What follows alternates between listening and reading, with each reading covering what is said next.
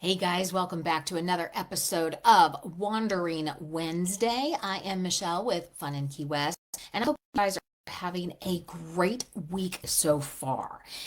Today is we're exploring the Keys, and we do that all the time on Wandering Wednesdays. And today the question was, how far is Marathon from Key West? Well, the short answer is not that far. It's about 50-ish miles and about an hour, depending on traffic. You're going to go along the overseas highway, and it's going to be amazing views, and it's a great day trip. So if you're staying in Key West, and I say this all the time, there is a ton of things to do in Key West, and you can stay in Key West and never get bored and never run out of things to do. But I encourage you to be able to leave Key West and go up and explore the Keys. And Marathon is a great day trip. You can do it various ways, and we'll talk about getting there and how you can do that. But there are so many stops along the way that it's going to open your eyes to the beauty of the Keys. Key West has its own flavor and its own vibe, but each of the Keys up north also have their own vibe and their own just distinct thing that they offer and makes them unique. You can obviously drive, and there are pullouts along the way. You can pull over, take pictures, just stop and enjoy the beauty. You can have a picnic, all of that. You can take a bus up. There's a Flix bus that you can take. The thing about it is it's destination to destination busing. So you're going from Key West to Marathon. There are no stops along the way. If you need to get to Marathon for a reason, you could take that as an option, but not my preferable way. You can, though, if you want to not drive, but explore the Keys, have pit stops along the way, then I would encourage you to try a service like Up the Keys. I can put a link down here in the comments. But Up the Keys offers a very nice van. They do commentary and tell you all about the stops along the way. And it's just a great way to spend the afternoon or the morning or the whole day. You can also bike up there. So if you are a biker, you can bike up and back.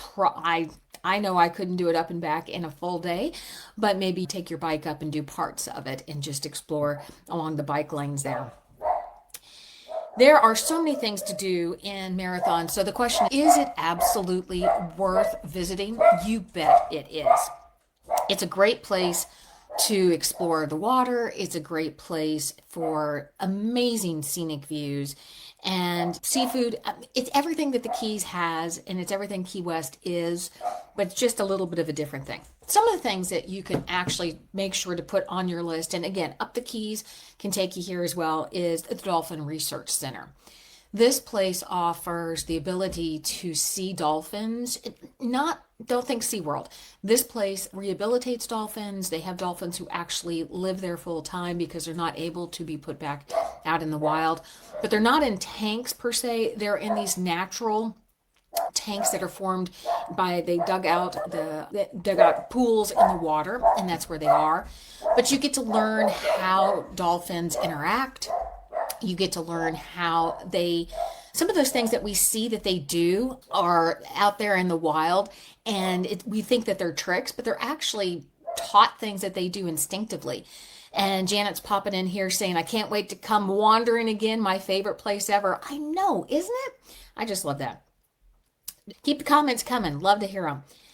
So another place that you can check out is the Turtle Hospital. Here they rehabilitate turtles, so you're going to go in and see who is in there and what they're doing, and maybe you'll time it so that you'll be able to see a turtle rescue.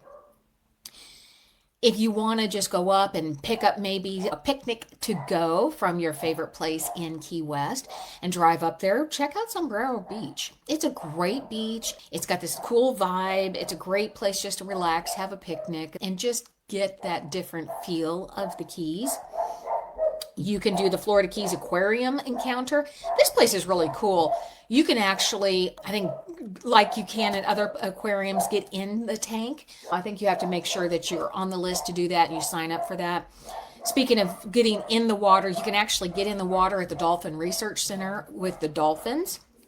And so, but make sure you sign up for that and get that all taken care of. Of course, you can do some sport fishing up in Marathon, so make sure that if that's something that you want to do, you do that. Some other things that you're going to want to check out if you are driving and have the opportunity to do that. And again, Up the Keys offers a lot of these stops along the way. You're going to see Pigeon Key and the old 7 Mile Bridge. This harkens back to Henry Flagler's railroad, and you're going to see all of the remnants from the old railroad. Remember that it was in existence, and then the hurricane of Labor Day in 1935 takes it out. But there's a lot of pieces of it still left that you can see. Stop at Baha State Park. You see remnants of the bridge there. You can walk out onto a section of the bridge, and then you're straddling the Atlantic and the Gulf of Mexico. So that's really cool. Of course, you can go out and you see sunset there. You can rent kayaks, all of that there. Big Pine Key is also a place that you're going to want to stop. I don't know the days that it runs, but there's a flea market there that you can check out. They have souvenirs and fresh fruit and all of that. Of course, if you're in Big Pine, you should absolutely check out the Key Deer Refuge. The story behind of how that was created and one man's absolute persistence to save the key deer is an amazing story. There are tons of places to eat up and down between Marathon and Key West. It's going to depend on what you're looking for. There's tiki bars, there's all kinds of places, seafood, roadside places, waterfront. Of course, you're going to try their key lime pie because you are. And there are all these cool little places just to stop and shop and check out what people are making. Artists are up and down this whole section. There's places that you would think, should I go in there? Absolutely. Check them out.